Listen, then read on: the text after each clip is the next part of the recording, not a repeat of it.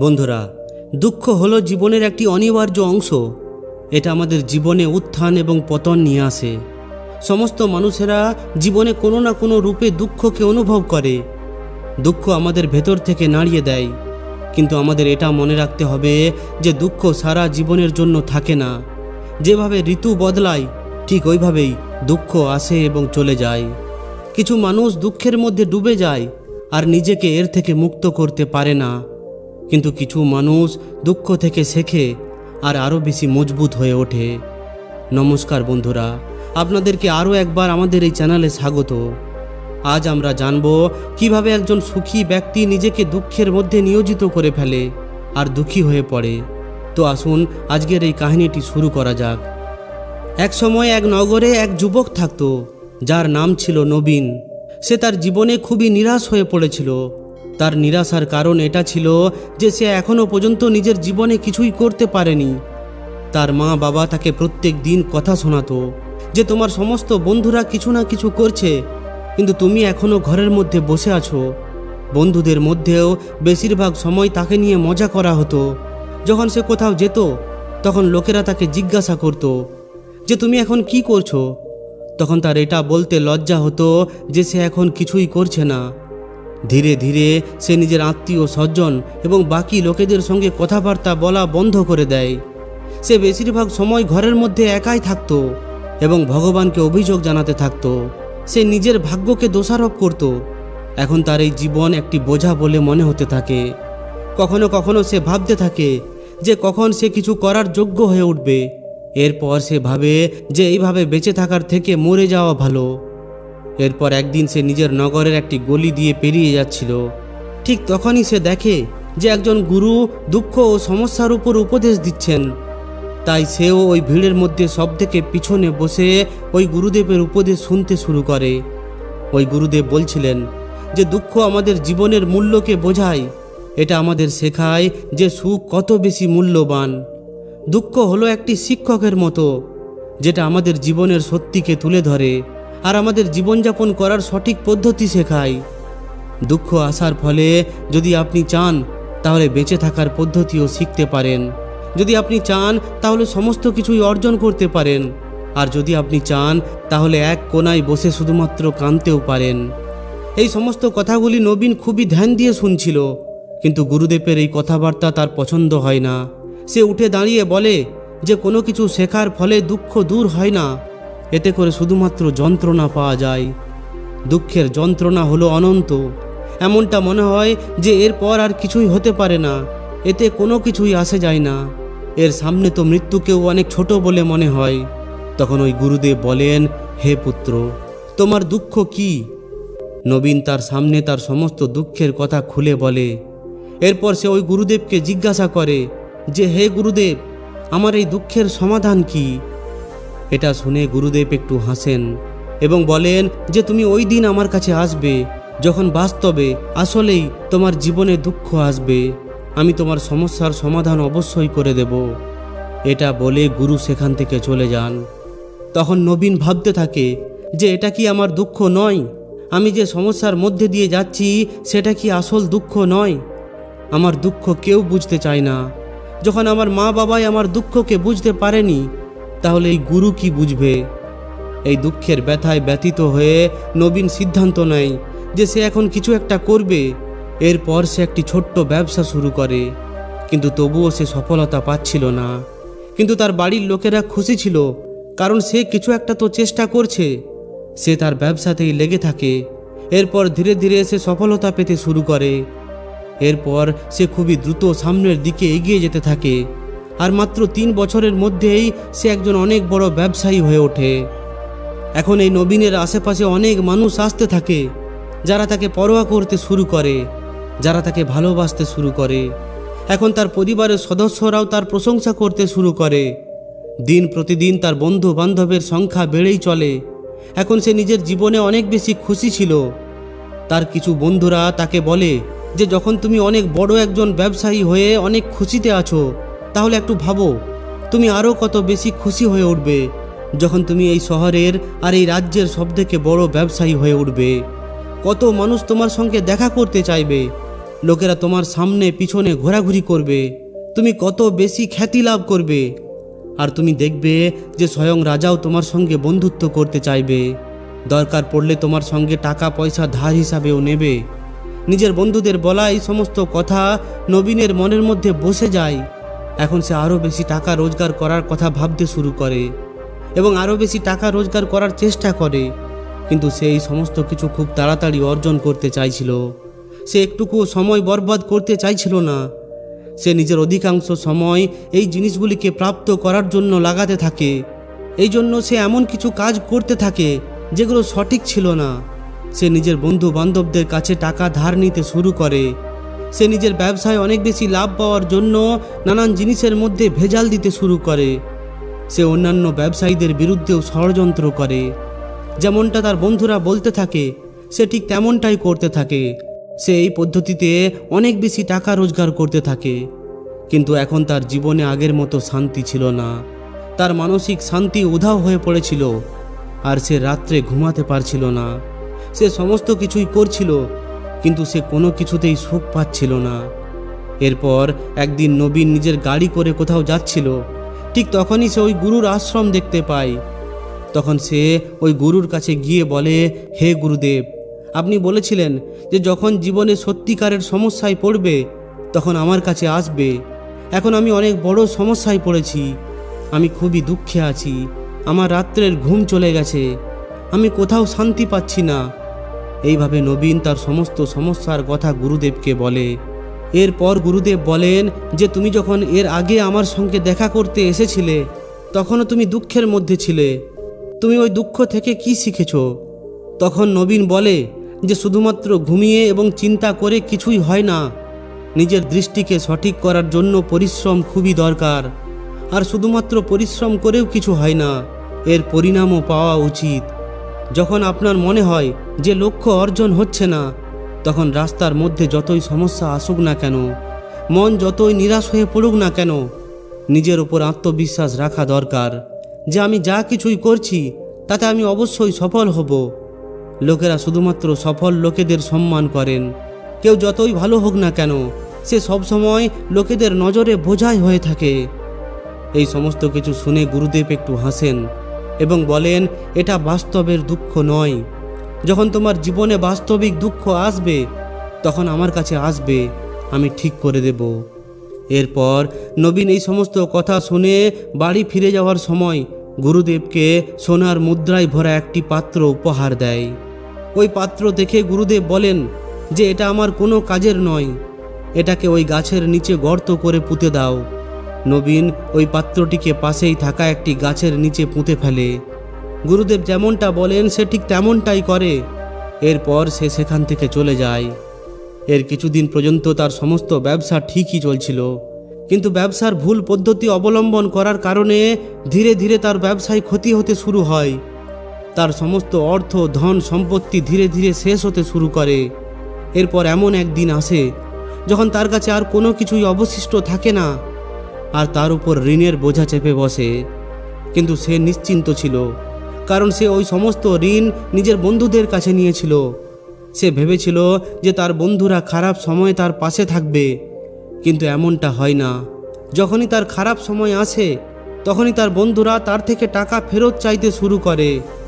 যদি সে তাদের অর্থ ফেরত না দেয় তাহলে তাকে তারা মেরে ফেলারও ধমকি দেয়। তার সমস্ত শুভচিন্তক এবং তার প্রিয়জনেরাও তার থেকে দূরে হয়ে যায়।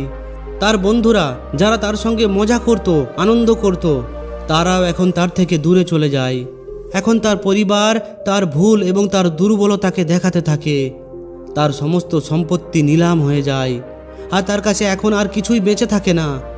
এরপর যখন সে তার পিতার কাছে সাহায্য চায় তখন তার পিতা বলে যে আমার কাছে কিছু সম্পত্তি আছে, যদি সেটা আমি তোমায় দিয়ে দিই তাহলে আমি তোমার মাকে কি বলবো? এই সম্পত্তি হলো আমাদের শেষ সম্বল। এই সমস্ত কিছু শুনে নবীনের মনের মধ্যে দুঃখ ভরে ওঠে। এখন তার পাশে কেউই উপস্থিত থাকে না যে তার দুঃখকে বুঝতে পারে। লোকেদের এই বিশ্বাসঘাতকতার কারণে সে ভেতর থেকে ভেঙে পড়ে। সে ভাবতে থাকে যে এখন আর বেঁচে থাকার কোনো মানে হয় না, এখন মৃত্যুই হলো আমার সামনের একমাত্র রাস্তা। তাই সে আত্মহত্যা করার জন্য পাহাড়ের ওপরে যাচ্ছিল। ঠিক তখনই তার মনে পড়ে গুরুদেব বলেছিলেন যে সত্যি সত্যি যখন তুমি দুঃখী হয়ে পড়বে তখন আমার কাছে আসবে। এরপর নবীন আবার ওই গুরুর কাছে যায় এবং তার সমস্ত দুঃখের কথা গুরুদেবকে খুলে বলে। চোখের মধ্যে আসতে থাকা জল নিয়ে সে বলে যে হে গুরুদেব, আমার দুঃখকে নিবারণ করুন। তখন ওই গুরুদেব আবার তাকে বলেন যে যখন জীবনে আসল দুঃখ আসবে তখনই আমার কাছে আসবে, আমি ওই দুঃখকে অবশ্যই নিবারণ করে দেব। কিন্তু এখন তুমি আমাকে বলো তো যে তুমি নিজের দুঃখ থেকে কি শিখেছো? নবীন বলে, আমি এটা শিখেছি যে যে সমস্ত লোকেরা আমাদের জীবনে আসে তারা আমাদের সফলতা ও প্রগতির কারণে আমাদের ধোঁকা অবশ্যই দেবে। কারণ খারাপ সময়ে তারা আমাদের পাশে এসে কখনোই দাঁড়াবে না। তারা আমাদের ভালো সময়েই আমাদের ফায়দা তুলবে আর খারাপ সময়ে আমাদের ছেড়ে দেবে। তাদের ওপরেই ভরসা করা উচিত যারা খারাপ সময়ে আমাদের পাশে থাকে। কিন্তু এই ধরনের মানুষ অনেক কম থাকে। এই ধরনের মানুষ যাদের কাছে আছে তাদের ওই সমস্ত ব্যক্তিকে গুরুত্ব দেওয়া উচিত। তাদের কখনোই অপমান করা উচিত নয়, কখনোই কারোর বিরুদ্ধে ষড়যন্ত্র করা উচিত নয়। নিজের কাজ সম্পূর্ণ ইমানদারি এবং ধৈর্যের সঙ্গে করা উচিত। আর আমাদের কখনোই লোভী হয়ে ওঠা উচিত নয়। নিজের সমস্ত দুঃখ ও সমস্যা খুলে বলার পর নবীন গুরুদেবের সামনে চোখের জল নিয়ে বসে পড়ে। এরপর গুরুদেব সেখান থেকে ওঠেন এবং পাশেই থাকা একটি গাছের গোড়ায় মাটি খুঁড়তে শুরু করেন। এরপর তিনি নবীনেরই দেওয়া ওই পাত্রটি বের করেন যেটা সোনার মুদ্রায় ভরা ছিল। এরপর তিনি ওই সমস্ত মুদ্রাগুলি নবীনকে দিয়ে বলেন যে আমার কাছে তখনই আসবে যখন তোমার জীবনে সত্যি সত্যি দুঃখ আসবে। নবীন গুরুদেবকে ধন্যবাদ জানায় এবং প্রণাম করে সেখান থেকে চলে যায়। এরপর সে ওই অর্থ দিয়ে একটি ছোট্ট ব্যবসা শুরু করে। এখন সে একটি ছোট্ট ব্যবসায়ী হয়েও অনেক খুশি ছিল। এরপর সে সম্পূর্ণ ইমানদারির সঙ্গে অনেক পরিশ্রম করে নিজের ব্যবসা চালিয়ে যায় আর খুব তাড়াতাড়ি সে নিজের শহরের একজন বড় ব্যবসায়ী হয়ে ওঠে। তার জীবন আবার অনেক বেশি সুখ সুবিধায় ভরে ওঠে।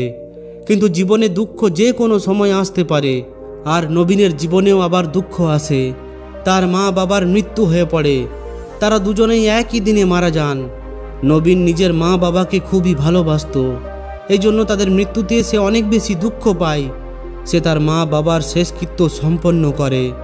সে যখন তার মা বাবাকে দাহ করতে দেখে তখন তার মন ব্যাকুল হয়ে ওঠে। তার মনের মধ্যে অনেক প্রশ্ন উঠতে থাকে। সে ঘরে ফিরে আসে। সে নিজের মা বাবার ঘর ও সম্পত্তিকে দেখে, যার জন্য তার পিতা সারা জীবন লড়াই করে গেছে। আজ ওই সমস্ত কিছুই খালি পড়ে আছে। যারা এই সমস্ত কিছু দেখাশুনো করে এসেছে তারা এখন আর এই দুনিয়াতে নেই। তার পিতা যা কিছুই অর্জন করেছে ওই সমস্ত কিছু এখানেই রয়ে গেছে। একদিন আগে পর্যন্ত তার পিতা কারোর সঙ্গে লড়াই ঝগড়া করেছে তাদের এই সম্পত্তির জন্য, আর আজ তিনি নিজেই এই দুনিয়া ছেড়ে চলে গেছেন। তার মনের মধ্যে ওঠা এই ধরনের নানান বিচারের মধ্যে সে বিভ্রান্ত হয়ে পড়ে। সে নিজেকে এখন খুবই একা এবং ভয়ভীত মনে করতে থাকে। তার নিজেকে ভেতর থেকে খুবই খালি খালি মনে হতে থাকে। তার মনে হয় যে কিছু তো একটা ব্যাপার আছে, কিন্তু সে বুঝতে পারছে না। এই জন্য সে আবার ওই গুরুর কাছে যায়। গুরুদেব তাকে দেখে জিজ্ঞাসা করে যে জীবনে কি কোনো দুঃখ এসেছে? নবীন বলে যে এমনিতে তো জীবনে কোনো দুঃখ নেই, সব কিছু ভালোই চলছে। কিন্তু আজ আমার মা বাবা শেষ যাত্রা সম্পন্ন করেছে। আমি এই ঘটনায় খুবই দুঃখী হয়ে পড়েছি। গুরু বলেন, এতে দুঃখী হয়ে পড়ার কি আছে? একদিন সবাইকে মৃত্যুবরণ করতে হবে। আমাকেও মরতে হবে আর তোমাকেও মরতে হবে। হয়তো তুমি কালকেই মারা যেতে পারো কিংবা আজকেই। তখন নবীন বলে, কি বলছেন গুরুদেব? আমিও মারা যাব? আমি তো এখন যুবক। গুরুদেব বলেন, সবাই এই বিভ্রান্তিতেই বেঁচে আছে যে মৃত্যু শুধুমাত্র বৃদ্ধ অবস্থাতেই আসে, কিন্তু এমনটা নয়। অনেকে যুবক অবস্থাতেই মারা যায়, বাচ্চা অবস্থাতেই মারা যায়। মৃত্যুর সঙ্গে বয়সের কোনো সম্পর্ক নেই। গুরুর এই কথা নবীনের মনের মধ্যে বসে যায় আর সে চুপচাপ সেখান থেকে চলে যায়। কিন্তু তার মন এখনও বিচলিত ছিল। সে নিজেকে এখনও ভেতর থেকে খালি খালি ভাবছিল। সে সম্পূর্ণ দিন ভেতরে ভেতরেই ভাবতে থাকে যে সে কে, সে এই দুনিয়ায় কেন এসেছে, এই জীবনের লক্ষ্যই বা কী। এই ধরনের অনেক প্রশ্ন তার মনের মধ্যে ক্রমাগত উঠতে শুরু করে, কিন্তু সে নিজের কোনো প্রশ্নেরই উত্তর খুঁজে পায় না। আর তার দুঃখ দিন প্রতিদিন বেড়েই চলে। তাই কিছুদিন পর সে আবার ওই গুরুর কাছে পৌঁছায় এবং বলে, হে গুরুদেব, আমি খুবই দুঃখী, কারণ আমি এটা জানতে পারছি না যে আমি কে আর আমি এই দুনিয়ায় কেন এসেছি। এটা শুনে গুরু একটু হাসেন এবং বলেন যে হ্যাঁ, আজ তোমার জীবনে প্রথমবার সত্যিকারের দুঃখ উৎপন্ন হয়েছে। এটাই হলো বাস্তবিক দুঃখ। আমরা এটা জানি না যে আমি কে আর কি জন্য এসেছি। নবীন বলে, হে গুরুদেব, আমার এই দুর্দশাকে দূর করুন। তখন গুরুদেব বলেন, আমরা সবাই মানুষ আর আমরা সারা জীবন সংগ্রহ করে চলি। নবীন বলে, কোনো মানুষই নিজের সঙ্গে কোনো কিছুই নিয়ে যেতে পারে না, সে শুধুমাত্র একাই যায়। আমার মা বাবাও নিজেদের সঙ্গে কিছুই নিয়ে যায়নি, সমস্ত ধন সম্পত্তি এখানেই ছেড়ে গেছেন। তখন গুরু বলেন, এখন আমার কথাটিকে খুবই ধ্যান দিয়ে শোনো। এই সংসারে আমাদের যেটা সংগ্রহ করা উচিত সেটা আমরা করি না। এর বদলে সমস্ত কিছু আমাদের সামনেই হয়, কিন্তু আমরা সেগুলিকে দেখার চেষ্টা করি না। আমাদের এই দুনিয়ায় যা কিছু একত্রিত করার আছে সেটা হলো আমরা নিজে। আমাদের নিজেকে একত্রিত করতে হবে, যাতে করে যখন আমরা মারা যাব তখন আমরা একত্রিত হতে পারি আর নিজেকে চিনতে পারি। আমরা ভালোবাসা, ঘৃণা, রাগ ও ঈর্ষার মধ্যে বসে আছি। কর্তব্য, প্রতিষ্ঠা, ধন সম্পত্তি, নাম, পরিচয়, ধর্ম, জাতি, নানান এই ধরনের জিনিসের মধ্যে বিভাজিত আর টুকরো টুকরো হয়ে জীবন কাটাচ্ছি। এই বিভাজনের কারণে আমাদের চেতনা কখনো এক হতে পারে না। আমাদের চেতনার শক্তি বিচ্ছিন্ন হয়ে আছে। এই জন্য আমাদের কাছে এতটা সময় নেই, এতটা ক্ষমতা নেই যে আমরা মরতে পারি আর নিজের অন্তরকে দেখতে পারি। বাস্তবে ধন সম্পত্তি, সম্মান ও সুবিধার অভাবকে লোকেরা দুঃখ ভাবে আর সারা জীবন ধরে এগুলিকে নিজেদের দুঃখের কারণ বলতে থাকে আর এগুলির সমাধান খোঁজার চেষ্টা করতে থাকে। তারা নিজেদের এই সমাধান কখনোই পাবে না, কারণ যেটাকে লোকেরা দুঃখ বলে ভাবে সেটা বাস্তবিক দুঃখ নয়। এটা শুধুমাত্র একটি ব্যক্তির ইচ্ছা। তার ইচ্ছা কখনোই পূরণ হয় না। এই জন্য ব্যক্তি কখনো তার প্রশ্নের সমাধানও পায় না। এই জন্য যদি আপনি এই সমস্ত দুঃখের ওপরে, সমস্ত দুঃখের পরম সমাধান চান, তাহলে সবথেকে প্রথমে নিজেকে একত্রিত করতে হবে। এই দুনিয়া থেকে নিজের শক্তিকে ফিরিয়ে নেওয়া উচিত এবং সেটাকে একত্রিত করো। নিজের ওপর ধ্যান কেন্দ্রিত করো। নিজের মৃত্যুর আগে নিজেকে জানার চেষ্টা করো, কখনোই ভেঙে পড়বে না। এরপর নবীন বলে, হে গুরুদেব, তাহলে কি আমাদের এই সংসার ছেড়ে দেওয়া উচিত? আমাদের সমস্ত ইচ্ছাকে কি মেরে ফেলা উচিত? আমাদের কাউকে কি ভালোবাসা উচিত নয়? ধন সম্পদ একত্রিত করা কি উচিত নয়? তখন গুরুদেব বলেন, ভাবনা এবং ইচ্ছায় ভেঙে পড়া মানুষের থেকে বাইরে বেরিয়ে এসো।